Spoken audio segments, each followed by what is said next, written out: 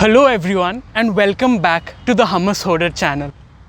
In this video, we will explore the exciting concept of societal collapse. For the purposes of this video, I will use societal collapse and the collapse of civilizations interchangeably because historically the complete collapse of society has led to the collapse of the civilization as a whole. Now if we think about societal collapse, it is the complete breakdown of complex human societies. Societies are essentially a group of people who support each other in some way or the other. To simplify what that means, if you imagine a world where everyone only took care of themselves, all of us would need to have the skills to survive, like finding our own food either by growing crops or hunting animals, finding clean drinking water, and searching for a suitable shelter or at least building one. But if you think about how societies function, they support each other in the sense that someone else grows your food for you. Someone else finds a clean drinking source of water and supplies it to the whole community. All the way to more complex requirements like governance. A breakdown of the society we live in today, in its extreme case, would mean the complete loss of cooperation between all its members. And historically, we have seen that it starts with the fall of the more complex structures such as government, pushing us to a more primitive state. Throughout history, this has happened for a number of reasons, ranging all the way from natural catastrophes to war and famine. However, we have seen certain civilizations that have managed to revive themselves after collapse, such as Rome or Egypt, but others have not been so lucky, like the Mayan civilization or the Easter Island. And I know the current state of civilization is not the greatest. We have a lot of problems, amongst other things, an ever-growing population putting increasing pressure on our agricultural lands, growing wealth inequality, and climate change. And some of you might think that a collapse followed by a subsequent rebuild would be the way to go. But I assure you that the price we would have to pay for that would be far too great. So why does society collapse? According to Arnold J. Toynbee, a famous historian who analyzed 28 different civilizations throughout history, concluded that great societies are not murdered but kill themselves. A theory that provides some insight on this is the theory of normal accidents. This theory, proposed back in the 1980s by Charles Perrow, shows us how a complex system can fail due to the failure of some of its discrete components. This theory tells us that the possibility of a complex system failing depends upon the number of components, the way the components interact with each other, and how the failure of some of its components can compound, leading to the failure of the entire system. And it's easy to see how the globalized world we live in today is way more complex with many more components than any civilization ever before, leaving us more prone to collapse. Even though we are technologically advanced today, while that might help us in some cases, in many other instances, it has brought about unprecedented challenges. Apart from complexity, history shows us a few other major reasons which have been central to the collapse of multiple civilizations. The first is climate change and environmental degradation. While these two causes might be different, their effects are very similar. Abrupt changes in climate or environmental degradation due to overexploitation by humans leads to crop failure, starvation, and even desertification of the area where they lived. The next is inequality and oligarchy. This centers around the concentration of power and wealth in the hands of a few, the 1%.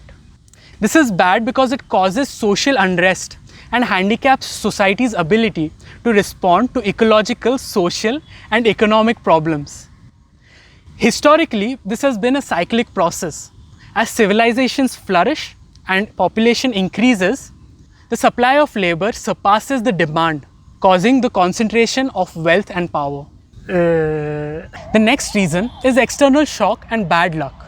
External shock refers to reasons like invasion or diseases the local population was not exposed to earlier by visitors.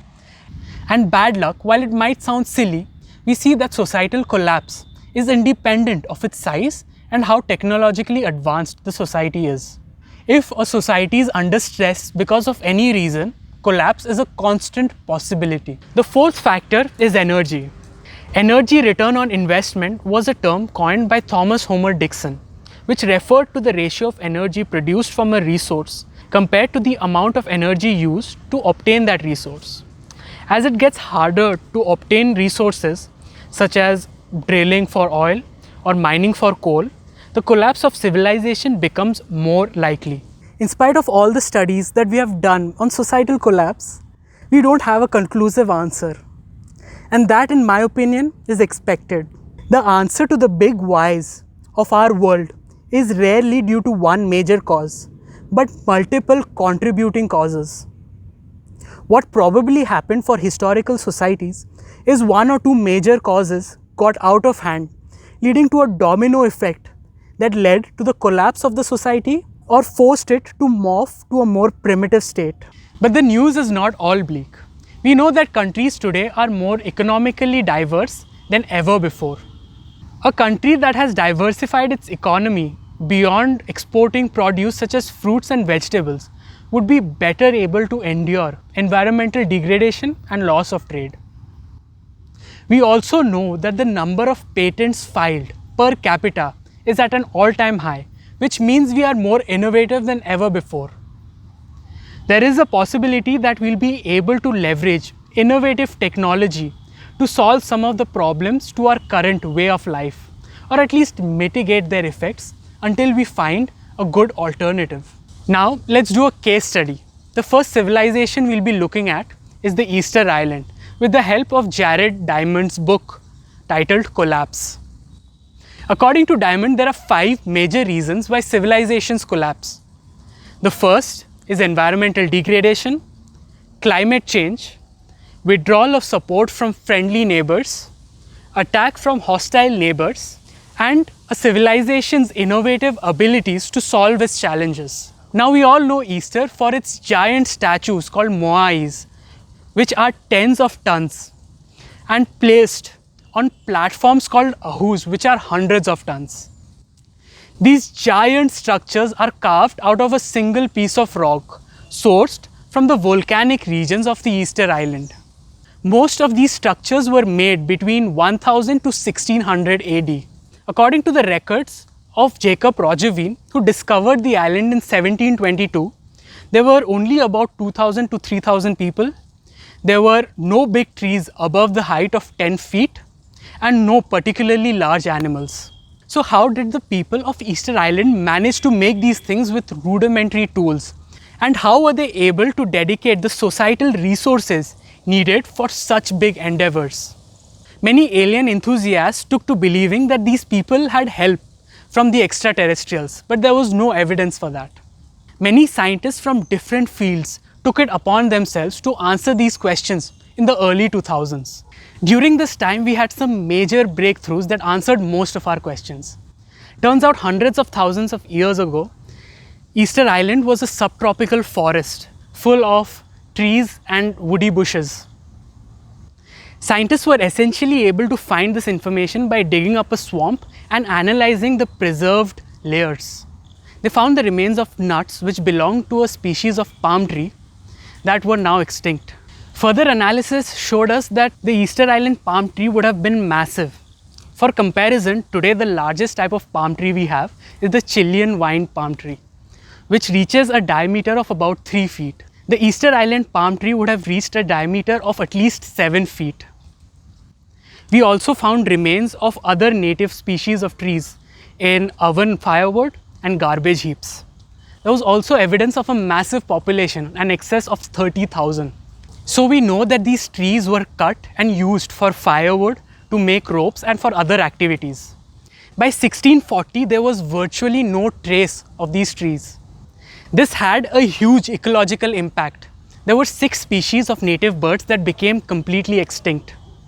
Soil erosion led to crop failure that led to starvation and eventually a population crash and descent into cannibalism. The last ahu and moai were erected in 1620. After the Europeans came into the picture, things only got worse. The local population was introduced to diseases which killed a massive number, and most of the remaining were abducted into slavery. By 1872, only 111 people were left in Easter Island. So from the things that we saw earlier, it's easy to conclude that the suffering on Easter Island began because of the deforestation by the people living there.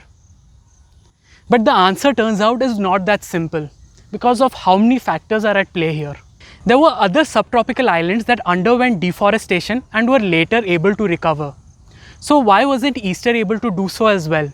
Turns out the impact of deforestation varies on a number of reasons, such as the impact is worse on islands which are drier, which have dormant volcanoes, which are smaller, which don't have aerial fallout, etc. 9 such factors were identified, and Easter fell on the worst end of the spectrum for most of them, causing trees on Easter Island to grow more slowly. Therefore, all things considered, the fascinating civilization of Easter Island fell due to a combination of environmental degradation due to overexploitation and its delicate ecosystem. What's scary about this situation is that there was a point of time where Easter Island had its largest human population ever. It was running out of resources and trying to substitute those resources, and then it just collapsed. There are so many parallels that can be drawn with Easter Island and the society we live in today, but that might be an oversimplification. We'll explore further in the upcoming videos. That's all for today. Thank you for joining and see you next time.